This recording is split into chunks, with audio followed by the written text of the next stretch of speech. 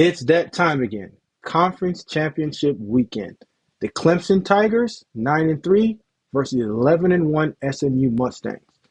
The SMU Mustangs have made a title game in its first season in the ACC, and the Clemson Tigers are making the title for the 10th time, which is an ACC record. The SMU Mustangs are also seeking back-to-back conference titles, first time since 1981. The SMU Tigers are also seeking the first time that a P4 conference team is leveled up from the group of five to P4 to play in the championship game.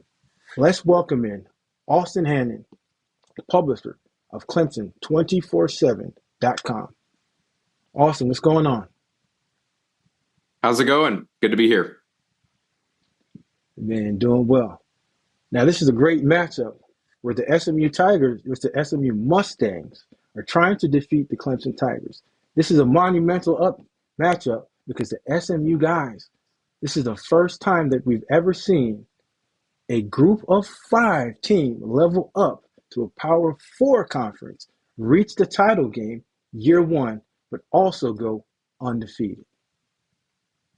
Now, can the Clemson Tigers, that's been a roller coaster team, capitalize of backdooring their way into this conference championship?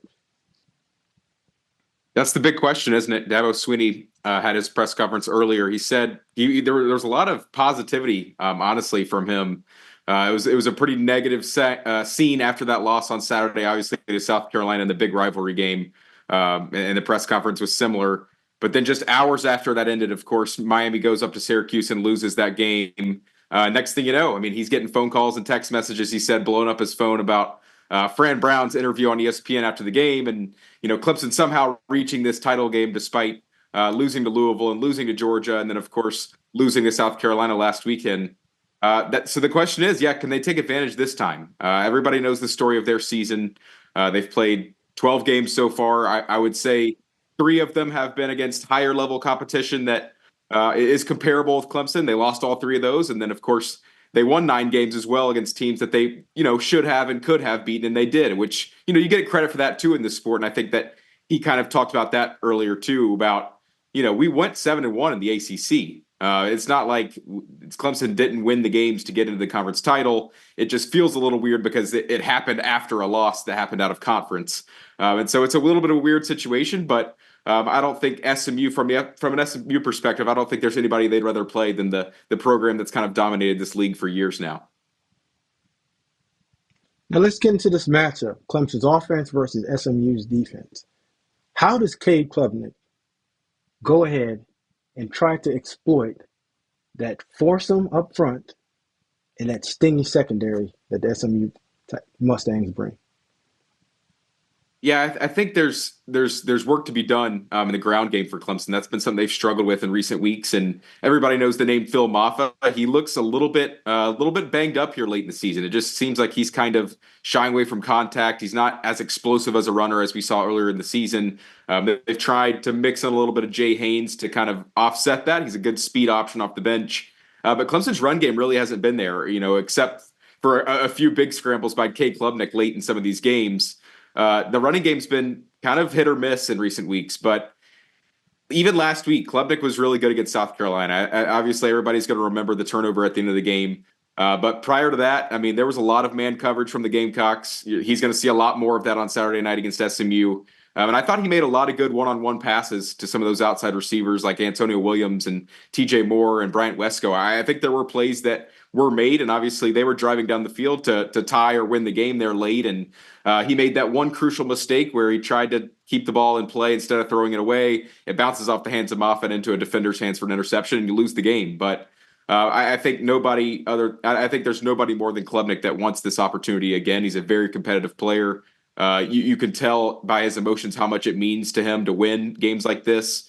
And then 2 years ago, I mean, he was the MVP of this game against North Carolina. So he's played in this stadium. He's played on this stage before. And even back then, I mean, 2 years ago, he was a very young player that was kind of just hoisted off the bench into a ACC championship type scenario, and he succeeded.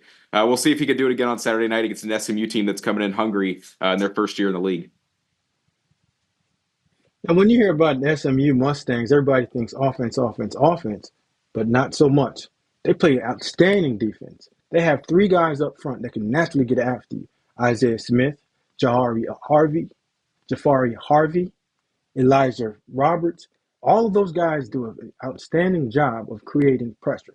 And we all know that the front end and the back end ties together. And what I mean by that, Austin, is they could do it by just going with four guys rushing the passer and not having to able to blitz with anybody, having creating a five-man front. And also, when Cade does throw the ball in the air, they have 15 interceptions. Three of their defensive backs have 3+ interceptions. So Scott Simon's defensive coordinator has done an outstanding job of creating pressure by just rushing forward, also dropping in 7 into the coverage and giving you different looks from pre-snap to post-snap to confuse you. SMU's defense can do both things very well of creating pressure, but when they do create pressure and have balls tips and overthrows, those defensive backs come down with the interception. Now, let's get into the second matchup.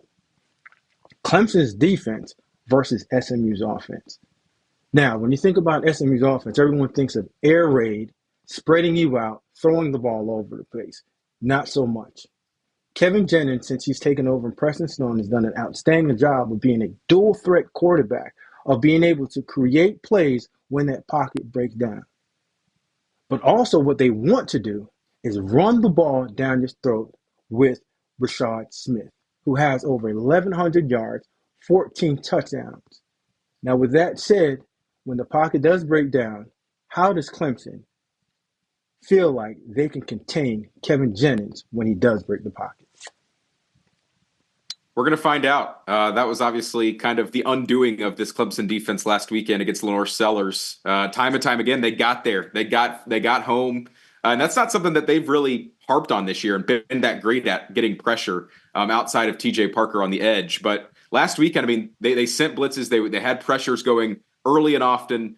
And they got back there a lot. It just, when they got back there, the guys that got their hands on Sellers couldn't bring him down. And next thing you know, he's running 30, 35 yards down the field and he's scoring touchdowns. So what better chance to redemption for this Tigers defense than to go against a guy like Kevin Jennings and a guy that can hurt you with his legs and his arm and back-to-back weeks now. And so we'll see. I mean, if they can get back there, he's a little bit of a different build. He's not the size and the physicality of Lenore Sellers that he has in the pocket, but this is a guy that may be a little faster, and so it's a little bit of a different thing that they've got to deal with. But yeah, I mean, stopping the dual threat quarterback last week was a big issue, and it was one of the big reasons that South Carolina won that game. And so I would assume that SMU and that Kevin Jennings is very much looking back at that film from last weekend and saying, okay, how can we, get Clemson in these situations where they're kind of playing backyard football? Because when Lenore Sellers did it, it often worked out pretty well for him. So I would think that that's going to be a pretty big emphasis this week. And if Clemson can't, if Peter Woods and TJ Parker, when they get back in the pocket back there with him, if they can't bring him down and he gets free just like Sellers did and starts throwing the ball around the field, it could be a long night in Charlotte. So that's something I'm sure that they've realized happened last weekend and that they've been really harping on in film sessions this week. Now, with that said, what are the keys to victory for Clemson coming home and winning that game and getting to the college football playoffs? Yeah, I think if you just look at the talent makeup, we got coworkers at 24/7 Sports that do such a good job in the offseason of saying, okay, let's look at the talent base on a lot of these rosters around the country. Clemson's up there with the best of them. And obviously SMU, while they've got great talent, if you're just looking at star potential and recruiting ratings, I mean, this is a game that Clemson feels like they should win, especially with it being in their backyard and it being the 10th time in the last 16 years that they've been on this stage with this coach. Whereas SMU, new coach, relatively new program getting back into the swing of things. They did a great job in the American Conference for a few years, but this is kind of their first big crack at the big level. And they did a great job in the portal and they did a great job hiring staff and getting the players in there that were going to compete in the ACC, from day one. I don't think there's that much surprise there in Dallas that they were able to kind of bring the money into this program and turn it into what it looks like it's become already in year one. So for Clemson, it's just they've been there before, right? Cade Klubnik's won the MVP of this game. These players have played in big games. They played in a big game last week. And this is kind of SMU's first shot at, okay, can we really – they didn't have to play Miami this year. They didn't have to play Clemson this year in the regular season. And neither did the other two. They didn't have to play SMU. They didn't have to play each other. And that's kind of how we got into this tiebreaker situation to begin with. But this is SMU's shot. This is their shot at, hey, bring Clemson over here. Bring the team that's dominated this conference. We want to, put it on the table against them. And I think Clemson feels the same way of, this is our conference. This is our league. We've dominated this thing for years. Let's continue to do it. And so it's kind of a clashing head-to-head thing going on Saturday night, and it should be really exciting.